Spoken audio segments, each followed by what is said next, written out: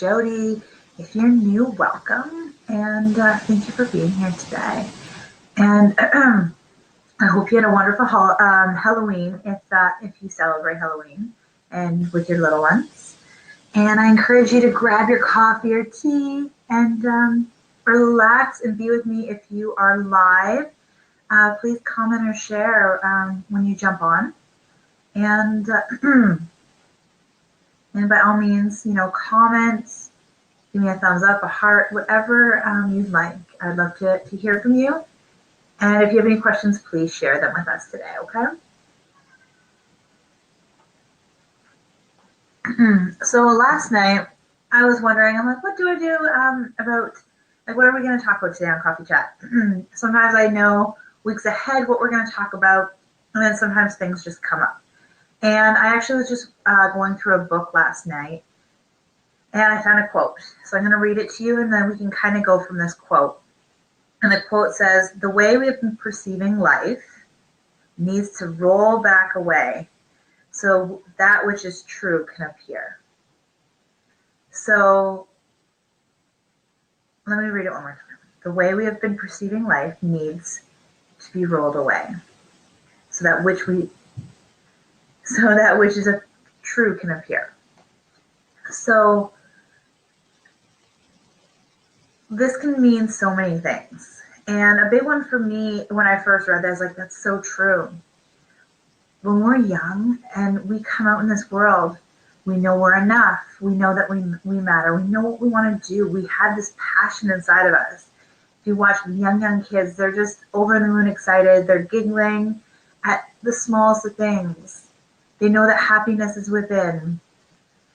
And then what happens? The world throws their thoughts on us, like you needed to do it this way, or you have to do it this way, or you should live your life this way. And there's just so many layers in our life that I personally think we fall into, following the crowd. And there's just so many ways like we could branch off on this conversation today. And a big one though is looking. So what I'd like you to do, and I encourage you to do, is look at your life and where are you living your life the way you like it, and where are you possibly following others or living other people's beliefs or living a certain way because you think you have to, not because you should, or you have to or you should, and not because you want to. We really tend to, those beliefs have been right from the moment we're born. We hear our parents around us, people around us comment, share about their idea of life. We grow up with sayings like money doesn't grow on trees. That was a big one in our house. And, making money is hard, or the thought processes around rich people. Depending on which kind of household you grew up in, those thoughts. So like it might have been, if you grew up in a richer home, then it's like maybe there's different thoughts about poor people or the middle class or whatever it may be. We grew up in a home where, money was not growing on trees, but we all grow up with different thoughts and beliefs. And then this brings me into, I was just thinking last night about this quote, and it also makes me think that there, thought about parenting and our expectations around them. If you're running around doing crazy amounts of things, or your to-do list is insane and you just feel overwhelmed all the time, are those things that are needed or that you feel like you have to do? And I know we've talked about this before on Coffee Chat, but it was just one of those things. It's like, is that the truth? Is that the true essence of you and life? Or is it something that needs to be rolled away or swept away to change? Like I mentioned before, before my daughter was born, I felt like the house needed to always be clean.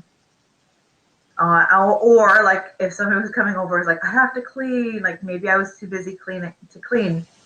But I always had to have the house like neat. Maybe people come over and you shove all your junk into one room. I know that was me. And it was stressful. making sure the house is clean, that everything, you had a certain drink that somebody needed, or just things had to be just so. And then my daughter was born, and I still felt that way. And then I had this young baby, and it became even more stressful.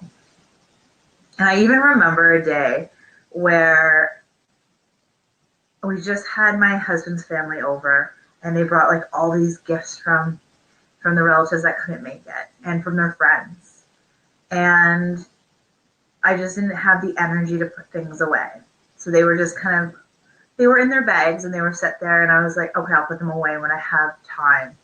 And then my mom came over, and she didn't mention anything at that time, but shortly after, when I was saying, oh yeah, like Alex's, parent or family came over and brought gifts. And she's like, oh, I thought that was a little unlike you to leave things just laying around.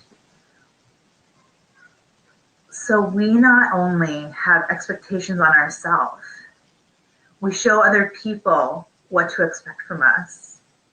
And then when we change, sometimes it can be this force of resistance because they don't want to lose the old you.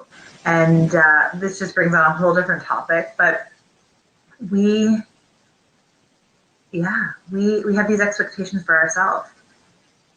And then eventually, if we do it often enough, people are going to also have that expectation for you.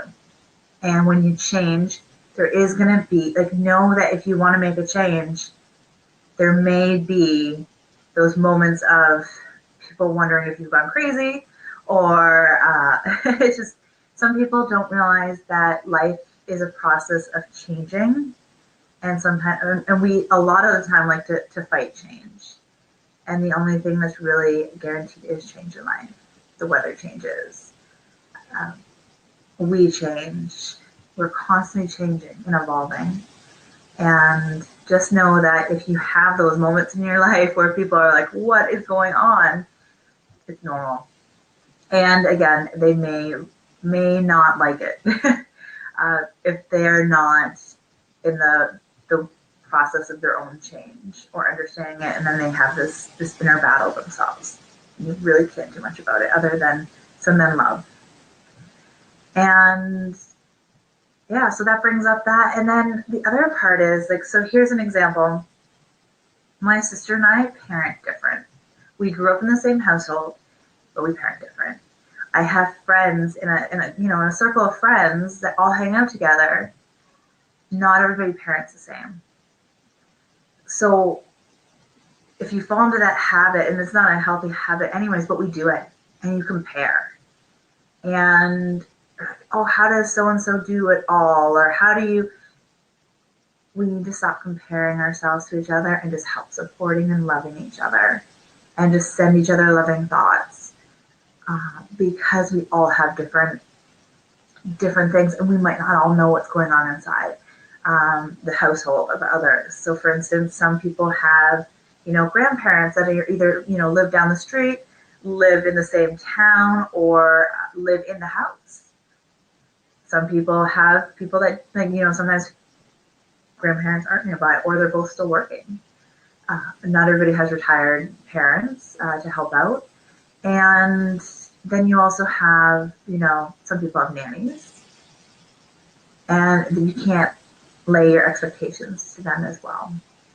So it's really just the big thing I want you to take away from today's coffee chat is to stop looking outward. And I know I've mentioned this before, but it's such a big one. And look within. Look within and roll away. Like, just really think about why you do what you do.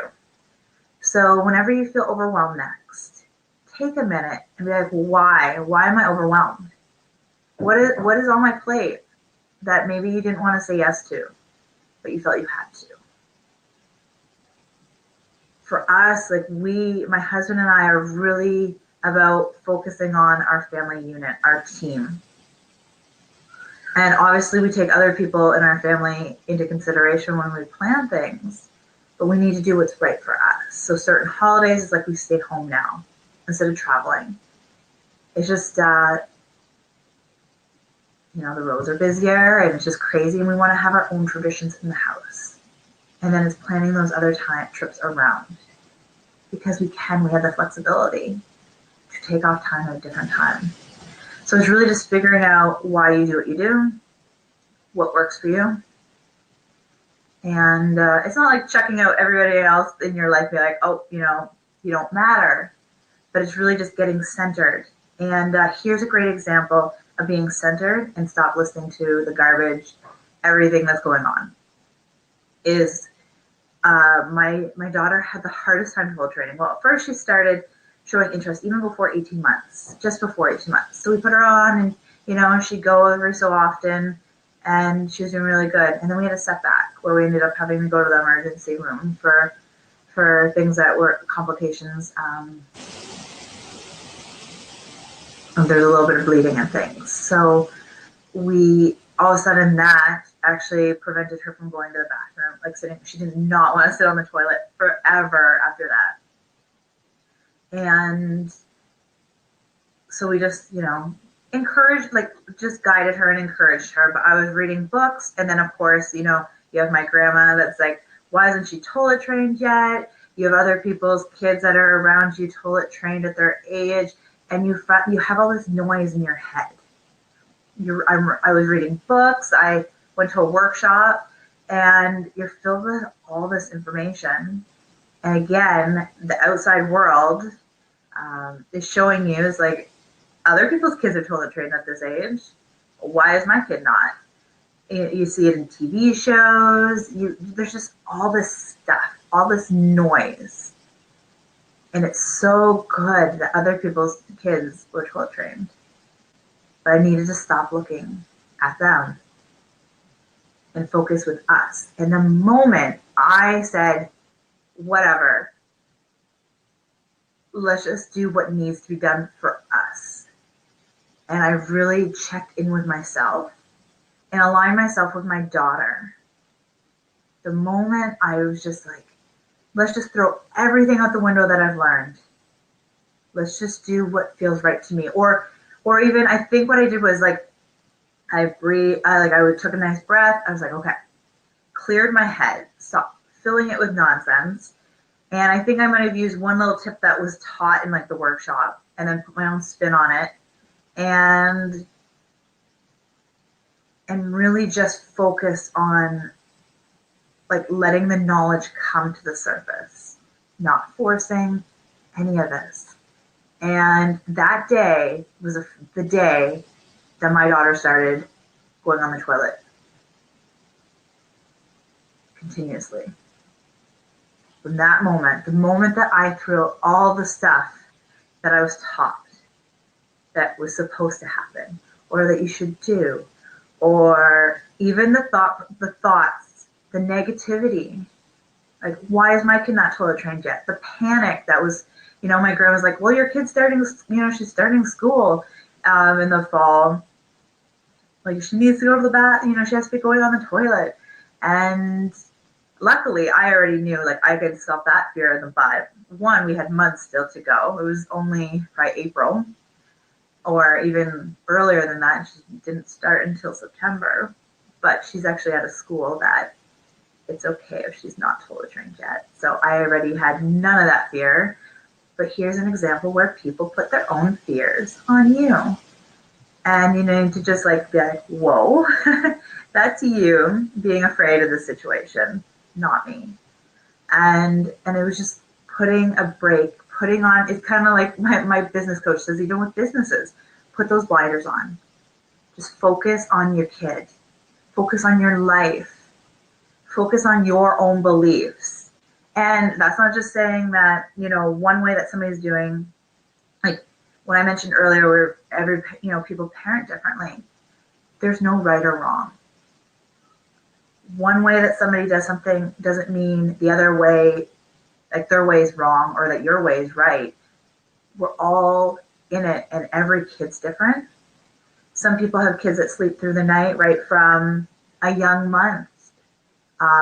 Like my daughter even, you can have two kids and it can be completely different.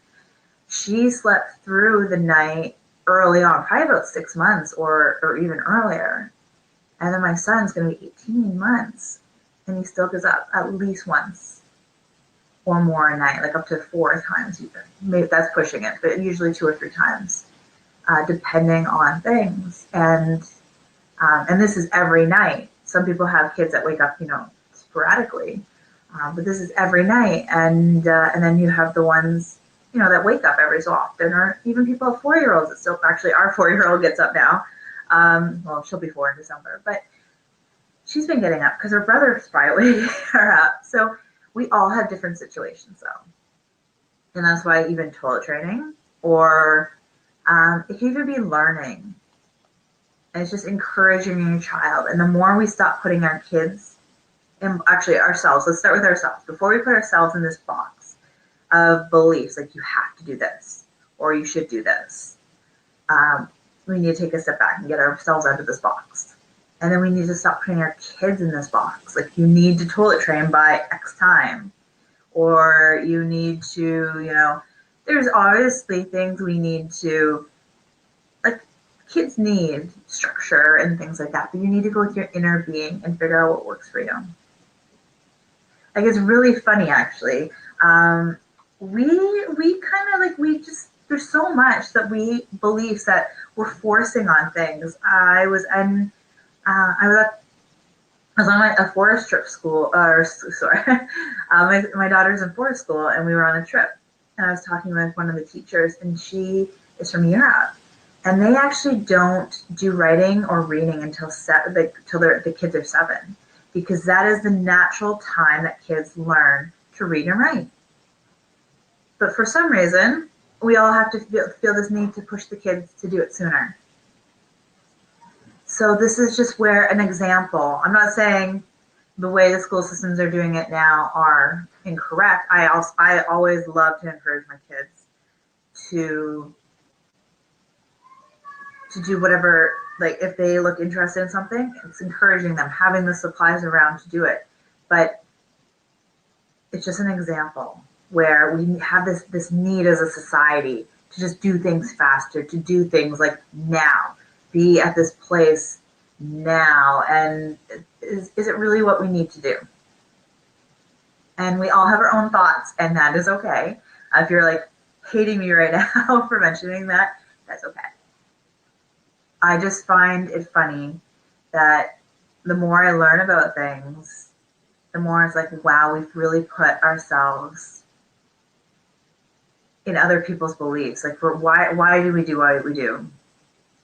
Like, I actually personally even think like there's been times where this might sound silly, but who thought it was fun to mow the lawn and have to have it like a certain, have to make it look perfect?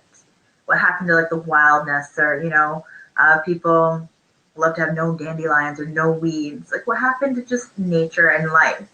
And it's like, who thought like everything had to be like perfectly looking?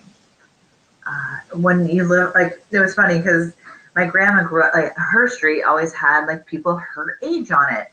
And eventually it slowly started turning over, and younger families bought homes nearby, especially the one near her, beside her.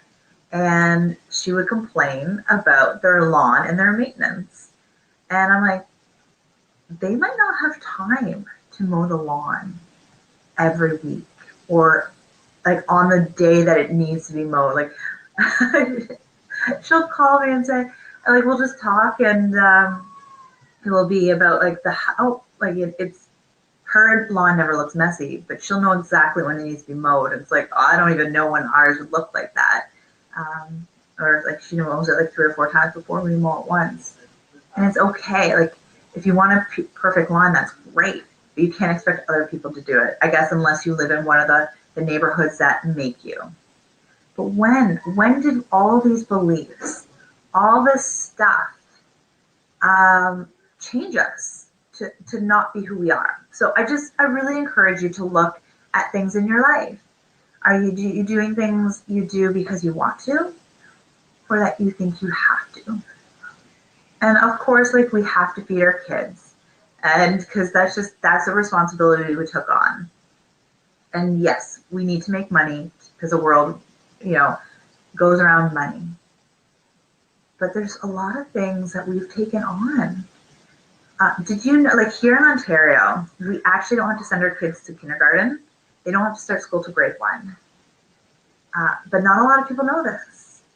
It's really just educating yourself, and then you can actually decide not to send your kid to kindergarten. If you want to keep your kid home, that is okay.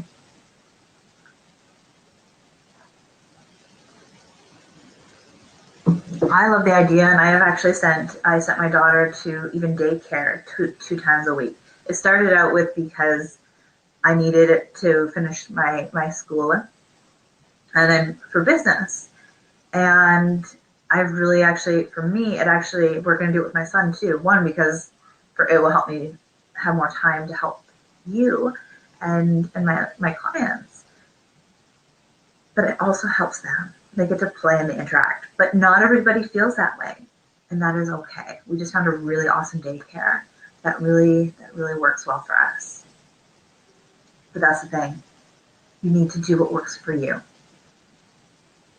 Like, I find the lawn mowing thing funny and ridiculous, but you might like it. And maybe it actually brings you joy mowing your lawn and tending your lawn. And that is absolutely okay. We are okay to be different. Parenting different. Cleaning your house different. Even morning routines can be different. You can relax differently. You can do self-care, self-love differently.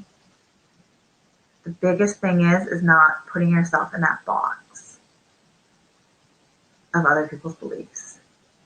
And just watch and be mindful about not comparing yourself to others, because we're all in different stages, all in different places. We all are experiencing things different.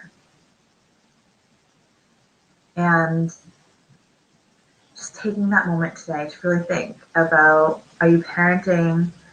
Is your parenting style, or are the things you're doing in your life because that's what you were raised with, the expectations as a child? Or is it, different beliefs? Or maybe you've really just maybe you've already swept all those beliefs away and you're starting from your own foundation. But a lot of the time, without knowing it, we have a lot of beliefs under the surface that are just kind of rolling and creating this, creating our decisions. Like, for instance, I'm working really a lot still on some money blocks. Growing up in a home where money was always, you could feel it. There's times that I knew that money, my parents said I have money, so I actually didn't get, my high school ring, or I didn't get pictures. I don't even think I got college photos, because I was like, oh, my parents, like, it's just the money's not there. So it's just like having these blocks of like, why am I holding myself back in certain things in my life? And it's just being aware of those. And another thing, we're running at, it's almost 10:30, so I'm going to wrap up really soon. And I've been kind of thinking about, it's like, do I share this? Do I not? But this is this is real and fresh, and I want to share because maybe this is something that you have as well. And it's slightly off topic, but not by much. It happened yesterday, actually, and it was my birthday. And my mom, I was very lucky to have my mom be able to come in and stop in.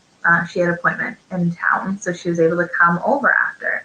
And it was really nice. I don't remember the last time I shared my birthday with my mom on the day of my birthday, so that was really awesome. And we were just talking and things like that. And I just mentioned, because our kitchen is a disaster, I was really hoping to get into it this week. And, just life happens. And sometimes we got to put things on the back burner. And that is kind of my thing. It's like, well, this is where I parent different than some people, or even life expectations. Like, I used to have the kitchen clean, but sometimes, putting my kids first, spending time with my kids, and sleeping, because my kids woke up with croup on Monday night. And it's a balance, and sometimes something has to give. So anyways, I was just saying, the kitchen's really messy. But I was like, I mentioned a conversation I had with a friend this weekend, and I'm just like, like our kitchen is never clean. Like even if I clean it one day, like that day, it's dirty again in a little while. And I go, we're constantly cooking. We cook most things from scratch. Like we make our own broth, and anyways, we tried our best not to buy much packaged food. That's just what we try to do.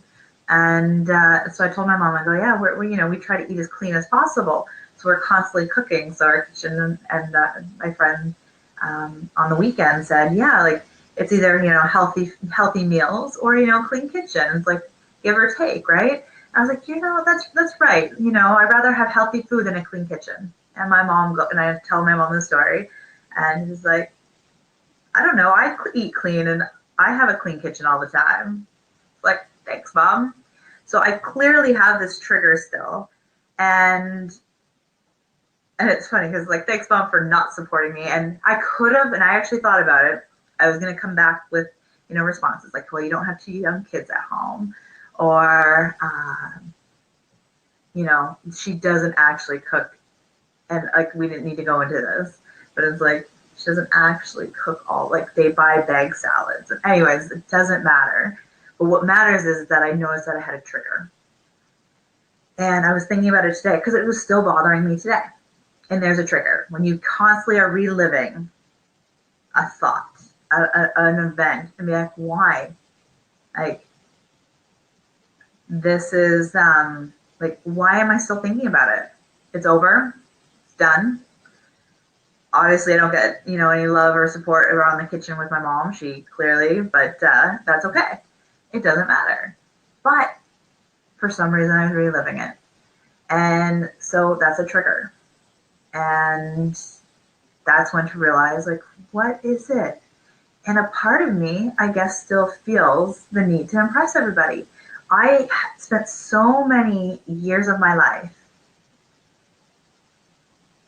changing who I was, pretending I was somebody different, wearing a mask. Like, there are so many people, even family members, that I would fake myself around. I would be completely different. And it was exhausting. And it's this need of approval. Or like, I have a lot of people in my family that judge. I'll be completely honest. But that's what they do, and I can't change that. So I have to figure out why those things bother me. Because who cares what they think, right? And it goes down to like those years. Like I'm talking like a good chunk of like at least half my 20s, and definitely most of my teens, where I just pretended to be somebody else. That I needed everybody's approval. That I needed to be, other than like a handful. Like I think my parents, like certain people that saw me every day, because I couldn't put a front up all the time. It was exhausting. But looking back now too, like I slept most of my teens. I'm like, I could have done so much with my I was like I had energy then, but I didn't, because I used it all up to be fake. And so it's really working on releasing. So I'm still in the process of it. I'm not fully done. It's new, like I said, but I just wanted to share that I too, like I've been on this journey, and I'm still finding triggers. Life is about a journey. We're not aiming for perfection. We're aiming to be us, our true selves. So try not to be so hard on yourself. I'm sending you love, and just be gentle with yourself in the process, because it happens. The best thing is when we can discover, like when we get to this place of really be like, wow, that was a trigger. Because so many people are just walking around being triggered but not realizing it. And it is just about really being aware, being mindful, so we can change the thoughts, the beliefs that are causing us this pain and this trigger. I don't want to feel this annoyance with my mom. Like, that's not fun. I love my mom. And it's not her fault that I felt triggered. So I think we should, let me work on this. I'm hoping that maybe I'll find some time this weekend to really work on this trigger. Or maybe tonight, we'll have to see. I have an early start tomorrow. So I will work on this, and I'm hoping that we can talk about triggers more because the holiday season is coming. And let's just face it, if we haven't worked on our triggers, our family are like the biggest triggers out there. So let me work on that. And like I can actually real time, we can talk through this and I can share with you and we can get through this because I don't want you to have to be triggered all holiday season. It's not fun. I worked through many triggers before and it's even just starting to be aware of them. And if you're in the moment of a trigger and say like, luckily this one wasn't, I actually didn't even feel it in the time. I wasn't triggered on the spot. Or, okay, I'm lying. Just lied to myself. I felt a little bit because I felt like I needed to explain myself. So I wasn't angry. I wasn't even sad, but I felt like I had to explain and to justify myself. If I was okay with the situation, we would have just moved on, but we didn't. And I wouldn't have felt it today. So it's really just being aware. That's the first step. And then I'm going to make a note. I'm going to share this journey with you of what happens next. Because it's really being aware of what's causing it. And I haven't done, I didn't have a lot of time to sit on this. Like I said, I just discovered that I was triggered this morning. I'm like, wait a second. Why am I still thinking about this situation? So let me work it out. But I have a feeling that it's really my need to please people. My people pleasing, my perfectionism is coming through. Where it looks like, oh, a clean kitchen means that I'm failing. Or it's like, well, my mom could do it. Why can't I? I've already discovered I'm not even trying to be like my mom because we are completely different when it comes to parenting, when it comes to self-care and self-love. She's one that could really use that. So I try, instead of now, one of my biggest practices I'm starting is when I have those thoughts where it's like, oh my goodness, so just send love. Send love instead of discussing or gossiping about people or, grr. The only reason I shared what happened and my feelings is because this is hopefully a learning moment that maybe you can use for triggers. So we're going to work on triggers next week, and I'm going to really just share with you. This is happening fresh, and why not walk you through this because we all have them. And I had some really big ones where I would yell and be really angry, that anger that you're bubbling inside. And I worked through some of those triggers with some people in my life, and actually my in-laws, they would just trigger me so much. I'd be so mad at anything they did, and now I've released those triggers, and it's really amazing because then we can have a healthier relationship. Doesn't mean that certain things still come up, but the big ones are taken care of. So anyways, we're running over time a little bit, so if you make it to the end, thank you so much for watching. I do have a quick little announcement. If you've seen posts, actually I have two, but if you've seen posts this week, I am starting a contest on Monday, and 4 lucky winners, 4 lucky people get to win my 8-week telecourse, The Journey to Empowered Mothering, for free, no strings attached. Just you get to come join me and have a fun adventure this January. And yeah, 4 people, so one a week. And all the details are coming out Monday. But what it is, it's very simple. All you need to do is I'm going to have the post, and all you need to do is share it, like it, and comment on it. And the more you comment and share on it, the more chances that you get entered into the contest. So every week, share it, like it. You have 4 chances to win, because every week, is a fresh, like a new. You can add more ballots to it, and I'm just really excited. It's me celebrating my birthday. I've always been one of those people that I didn't need to receive gifts on my birthday. And even Christmas, I don't really care about the gifts. I love giving. And this is my giving to you for my birthday, celebrating another year of my life. So I am really excited, and I look so forward to this. I'm really excited about this telecourse. It's been some time coming. And then also at the end of November, we are going to talk more about self-care in the holidays. I'm really focused on helping you, just be in this really good place.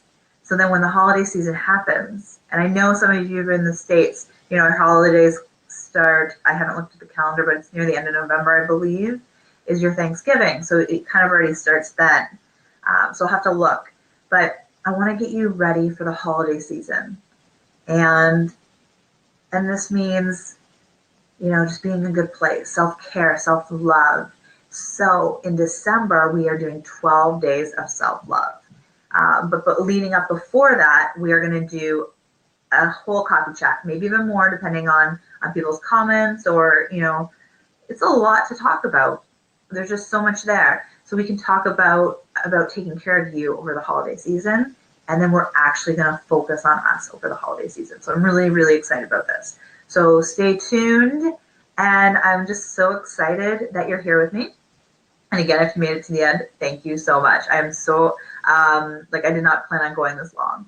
So I hope you enjoy. I hope you have a beautiful day, and take care, and I'll talk to you soon. Bye for now.